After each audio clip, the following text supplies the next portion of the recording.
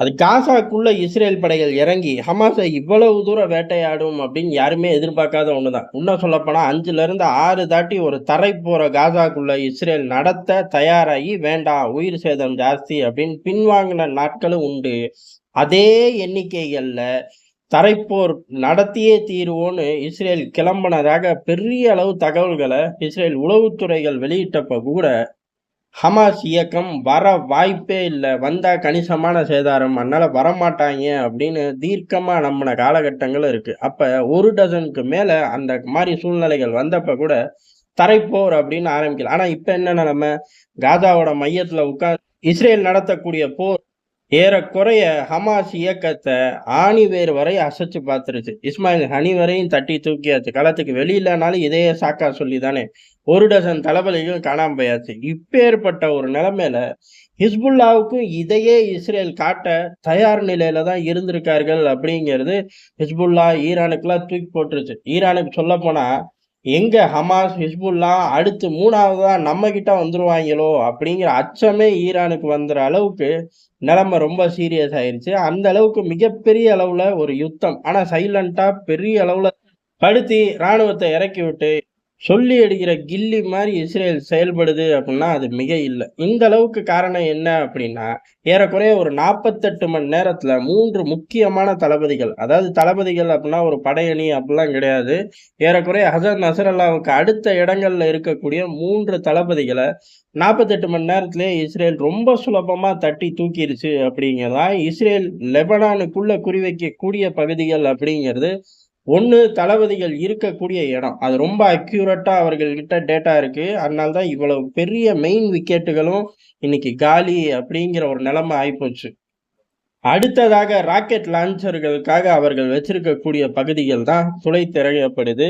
3வதாக ஹிஸ்புல்லாவோட தொழிற்சாலைகள். அது குடியிருப்புக்குள்ள இருக்கு அப்படிங்கிறதெல்லாம் இவர்கள் பார்க்க போறதில்ல. காசாலயே நம்ம பார்த்துட்டோம். அந்த பகுதிகள் இப்படி 3 பகுதிகளும் ஒட்டுமொத்த ஹிஸ்புல்லாவோட கட்டமைப்புகளையும் மார்க் பண்ணி தட்டி தூக்குறார்கள். 100கணக்குல, 1000கணக்குல அப்படின்னு சொல்லிக்கிட்டே போலாம். ஏன் அப்படின்னா, இது ஒரு இடத்துல வச்சிருக்கக்கூடிய விஷயங்களே கிடையாது. பல இடங்கள்ல இருக்கக்கூடிய விஷயங்களே கிடையாது. பல 100 இடங்கள்ல ரகசியம் காக்கக்கூடிய இடங்கள் தான் எல்லாமே.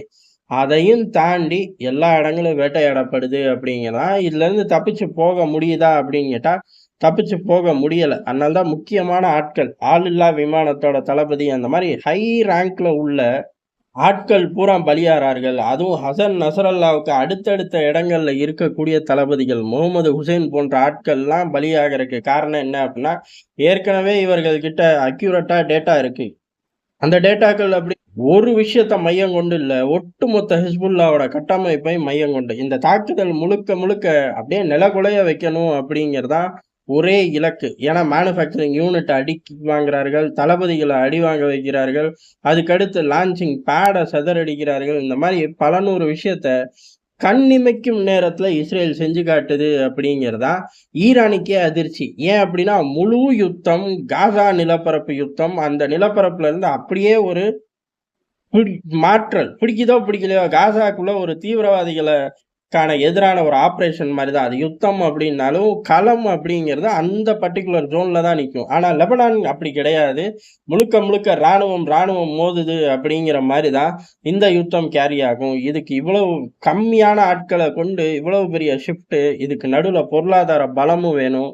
அன்னை அமெரிக்கா பின்னாடி இருக்கிறனால அதுல பெரும் சிக்கல் ஒண்ணும் கிடையாதுங்கிறத இப்ப ஒட்டுமொத்த உலகமும் பார்த்துக்கிட்டு இருக்கோம்.